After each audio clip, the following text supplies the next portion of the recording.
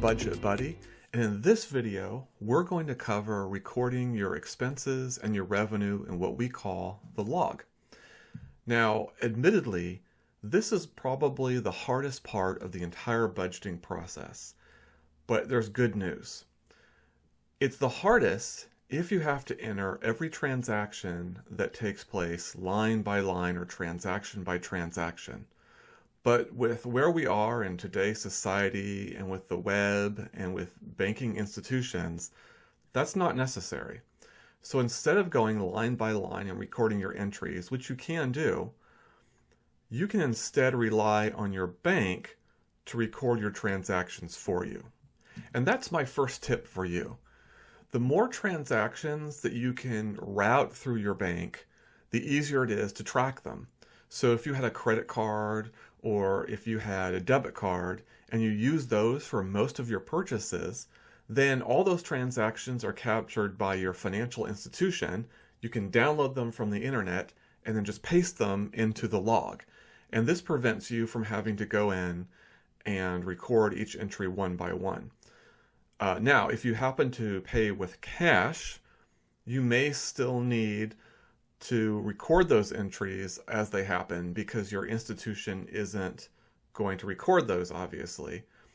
But if you follow my recommendation and use cash as little as possible, then you don't even have to do that. When you pull cash, you can just put that into, say, spending or some other account, and you don't have to worry about breaking down those particular transactions. So my biggest tip for you is to use your debit and credit card as often as you can. And your credit card, particularly if you're not paying interest. If you're paying interest because you have credit card debt, then please do not use your credit card. Use the debit card. You shouldn't have to pay any additional money to follow the Budget Buddy process. Now, one last thing before we dive into the Budget Buddy tool and take a look at the log. Some of you may have a lot of bank accounts. You might have a savings account, a checking account, and 10 credit cards. I don't personally recommend that, but I'm not here to offer financial advice. I'm just here to note that if you have 12 accounts essentially, then that's a lot of sites that you need to go to download the information.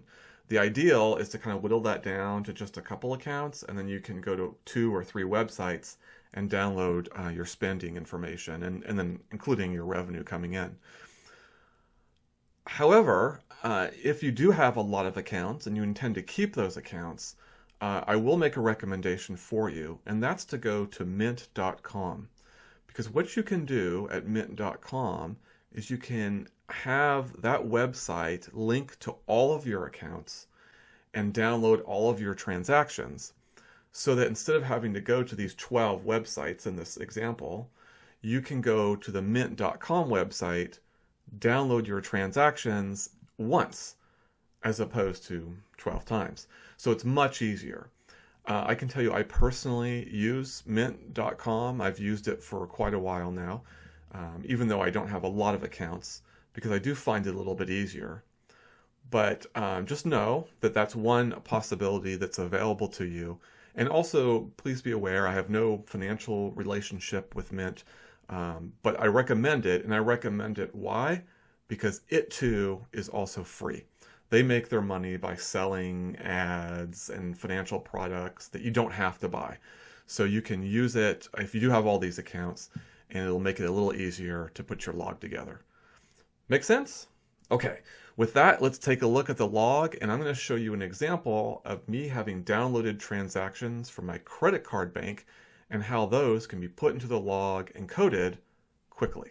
Okay, so here we are.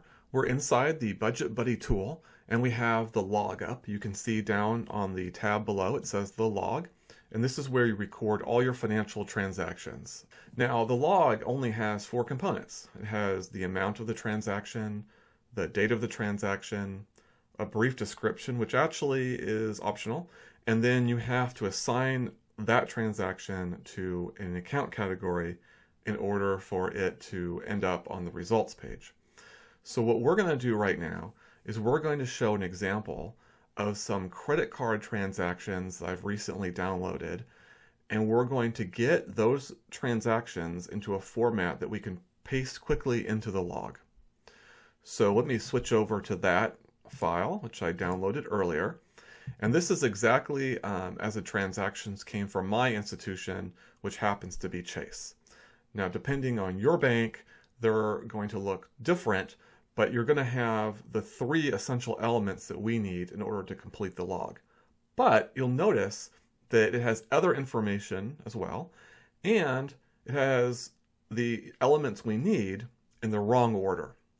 So what I'm going to do is I'm going to rearrange the information so that it's just what I want in the right order.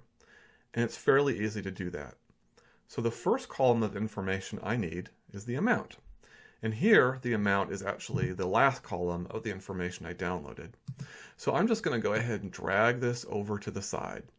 Now what I've done, for those that may not have as much experience in Excel, is I put my cursor on the column letter and left-clicked once to highlight the entire column.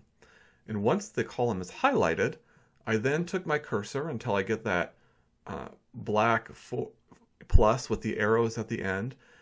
I held on, pressing the left-click button and holding it, and then I dragged it over to the side. So we'll start with amount. The next is the date, and the preferable date is the date that I made the transaction. So I'll go ahead and pick transaction date. Same deal, clicking on the letter arrowhead, I'm going to go ahead and transaction date over. And now all I need is a description. So I'm going to go ahead and click on column C here. So I'm going to left click.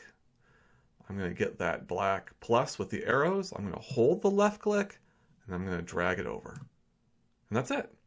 So now I've got my transactions in just the right format. So all I need to do now is copy those over into the log. So I'm going to go ahead, I'm holding down the left click button on my mouse. I'm going to drag all the transactions and I'm going to go ahead and copy them. So now I'm going to go over to the log and I'm going to go to the first blank row. In this case, there are no entries. So I'm going to go to the top and select that cell. I'm going to right click on my mouse and then see where it has this clipboard with numbers 1, 2, and 3. I'm going to choose that, which is selecting values, and my information will have been pasted in. It's that easy. So all the transactions that I want from my bank, in this case, these are from my last statement, but I could have done a whole month or whatever time period I wanted. It's the same amount of effort. I just need to rearrange the data in the way that matches the log, and then you cut and paste into the log. And now we're almost done. The only missing piece is we have to go in and put categories to each transaction. So let's do that now. So I happen to know what these transactions are. I don't need to look at any receipts. It's probably a good idea to keep your receipts just in case you see a transaction you don't remember, but otherwise you don't need your receipts. So I'll go ahead and put categories to each line, and you notice when I click on the cell, there's a little down arrow over here to the side. So I'm going to go ahead and click on that, and all the categories are there. You may remember in the prior video, we changed one of the categories. We changed it from children to garden gnomes. And you'll notice that those garden gnomes appear here on this sheet as well. But that charge for Lucky's isn't garden gnomes, that's just groceries and households. So I'm going to click on that. Barnes & Noble was a day trip I took just to hang out.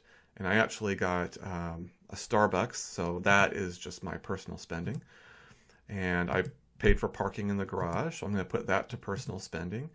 And then this is a vending machine that I did for a snack, so I'm going to call personal entertainment. Papa Murphy's, I'm going to call food and household. Nob Hill, I'm going to, same thing, food and household. Google TV, which I'm subscribed to, that's more of an entertainment thing, so I'm going to do personal entertainment. This is a lunch that I had, so I'm going to go ahead and put that to personal. So you'll notice that in my case, I've chosen to put some food into the food budget and some food into this personal entertainment budget, and that's just my own decision. You can budget or allocate your costs however you want. For me, anything we eat in the house or any lunches that we prepare in the house, we put under the food category, and anytime we go out to eat, with the one exception, which is Papa Murphy's, we put into personal entertainment. That's just how we do it. You can do it however it makes the most sense for you. But let's continue. So Whole Foods, again, I ate out, so I'm going to put that under personal. Mello's Pizza, we're going to put that under a different category because that's kind of a, well, we'll put that personal, actually. And then the AT&T, that's a utility. That's it. See how easy it is to assign categories to each transaction? I just did it in a few seconds, maybe a minute at most, and that's because I walked through and explained it to you as I did it. True, there's only a handful of transactions here. This actually won't take very long. And again, especially if you're downloading your transactions from your financial institutions. So now that we've gone through how to populate the log, hopefully it's clear now why I have the pledge that you will only spend about 30 minutes twice a month completing your finances. By downloading your transactions, it makes it so much easier, and it gives you a lot of power to be able to track your spending without putting a tremendous amount of effort in the process. Now, I do have one postscript note to share before we close the video, and that's regarding pending transactions. Now, you may recall in the beginning of the video, one of my recommendations, if you had a lot of accounts, is to use mint.com. There is one little twist to that, however, and that's these pending transactions. So what are pending transactions? Well, from the time you make a purchase to the time they're formally recorded by your bank, there is a gap of a few days. Sometimes if it's straight from your bank account, it's a little quicker. If it's from a credit card, it takes a little bit longer. And the reason why this is meaningful is that all the information that you download from the bank could change from the time you go from a pending transaction to a finalized transaction. The date can change, the amount can change, and the description can change. One example of the amount changing is if you went to a restaurant and you left a tip. So the initial transaction is going to be the bill, and then when it finally posts, it'll be the bill plus the tip. But as I mentioned, the other elements can change as well. So my recommendation to you is not to post these pending transactions.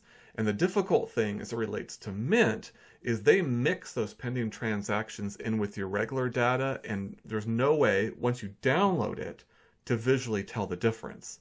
Oddly enough, you can tell the difference if you just look on the website, but you can't once you've downloaded the data. So my recommendation for you is to, if you're downloading from your bank, don't download the pending transactions or remove them. And if you're downloading from Mint, look on the screen, after you've downloaded your transactions, see which ones are pending, which I believe they have in italics, if I remember correctly, and clear those out of your log. Because what you don't want is you don't want duplicate entries. And that can happen when you record the pending transaction and then later on you record the formal transaction. Hopefully that wasn't too confusing. My long and short of it is just, if you can, don't record any transactions in the log until they've been formally posted. And that'll prevent any type of double counting. All right, with that said, we've gotten through the budget, we've gotten through recording your transactions, and now the next step, the next video, is finally bringing all this together to make changes in our life for the better. And that's going to be covering what the results of the budget tool are telling us. But until then, I hope you have a great day.